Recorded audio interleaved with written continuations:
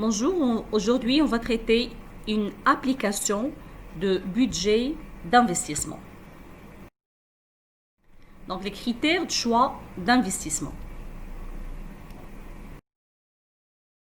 Soit le projet d'investissement suivant, donc on a le montant d'investissement égal à 800 000 dirhams, la durée égale à 5 ans. Donc on va déterminer le résultat avant impôt. On a comme information les dotations, donc 160 000 pour les 5 ans. On a une petite information ici que les résultats avant IS ou bien avant impôt des 5 ans successifs forment une suite géométrique de premier terme égale à 70 000 dirhams et de raison égale 1,1. Veut dire que le résultat avant impôt de la première année égale à 70 000 dirhams. La suite géométrique à raison de 1,1 veut dire que la deuxième année, le résultat de la deuxième année égale le résultat de la première année fois 1,1, c'est-à-dire 70 000 fois 1,1. La troisième année égale le résultat de deuxième année fois 1,1. Le résultat de la quatrième année égale le résultat de la troisième année fois 1,1. Et le résultat de la quatrième année fois 1,1. En tenant compte d'un taux d'impôt, l'IS égale à 35%, déterminer la CAF, la VAN, donc le taux d'actualisation égal à 10%, l'indice de profitabilité et le TIR, le taux interne de rentabilité. Commençons par la CAF. Donc, la détermination de la CAF, à la première des choses, on va déterminer, comme on a déjà dit, le résultat avant impôt. On a comme information 70 000, le résultat de la première année, fois 1,1 égale à 77 000 la deuxième année. 77 000 fois 1,1 égale à 84 700. 84 700 fois 1,1 égale à 93 170 fois 1,1 égale à 102 487. On va déterminer l'impôt sur le résultat, sachant que le taux d'impôt égale à 35%. On va multiplier le résultat avant impôt fois 35% pour trouver l'impôt sur le résultat. On va ensuite déterminer le résultat net, qui est la différence entre le résultat avant impôt moins l'impôt sur le résultat. Puis, on va ajouter les dotations, d'accord, les dotations 160 pour trouver la CAF. Donc, c'est la CAF.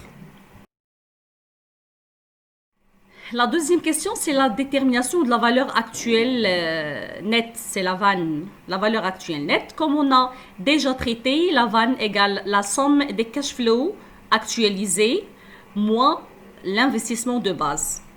C'est actualisé ici, puissance. Donc, c'est la somme des cash flows actualisés moins l'investissement de base. Donc, on va prendre les informations qu'on a déjà calculées, que les cash flows de la première année fois 1,1 tant que le taux d'actualisation égale à 10%, donc puissance moins 1, plus le cash flow de la deuxième année fois 1,1 puissance moins 2, cash flow de la troisième année fois 1,1 puissance 3, cash flow de la quatrième année fois 1,1 puissance moins 4 et cash flow de la cinquième année égale à 226 616,55 fois 1,1 puissance moins 5 moins la valeur initiale de l'investissement égale à 800 000 dirhams. Donc on va trouver que la VAN égale à 13 344,04. Donc que la valeur de la VAN est positive. Donc le projet est rentable. C'est le commentaire. Puis, j'ai déterminé l'indice de profitabilité. L'indice de profitabilité, selon la formule, donc c'est la somme ou bien la somme des cash flows actualisés sur l'investissement de base. Donc, on a déjà calculé les cash flows actualisés égal à 813 344,04. C'est actualisé sur 800 000, donc égal à 1,016. Donc le cash flow, l'indice de profitabilité est positif, donc automatiquement le projet est rentable. Maintenant, la détermination de tir, le taux interne de rentabilité. Donc prenons que I c'est le taux interne de rentabilité donné par l'équation d'équivalence suivante. On a le total des cash flows actualisés, sachant qu'on a pris le taux, le TIR, donc le taux interne de rentabilité, égale l'investissement de base, ou bien la vanne égale à 0. Donc, prenons ici la valeur de cash flow fois 1 plus I puissance moins 1, plus deuxième cash flow de la deuxième année fois 1 plus I puissance moins 2, ainsi de suite jusqu'à la cinquième année, égale à la valeur de base de l'investissement. Donc, pour trouver ce taux, interne, donc c'est le TIR, on va qu'est-ce qu'on va faire? On va faire un tâtonnement, c'est-à-dire on va faire un essai successif pour trouver la valeur de 800 000.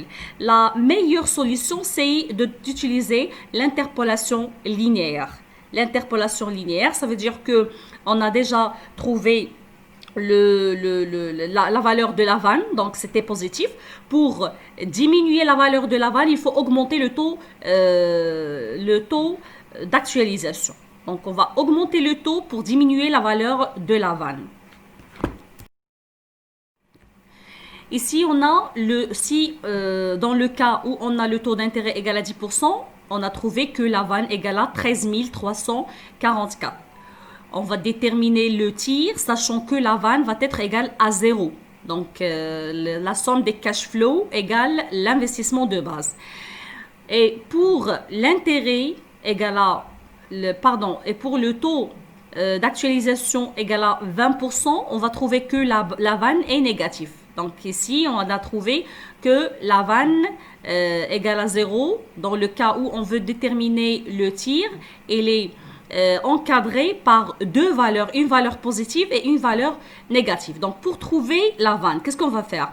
Le TIR moins 10 sur 20 moins 10 égale à 0 moins 13 344,04 sur moins 256 719,9 moins 13 344,04.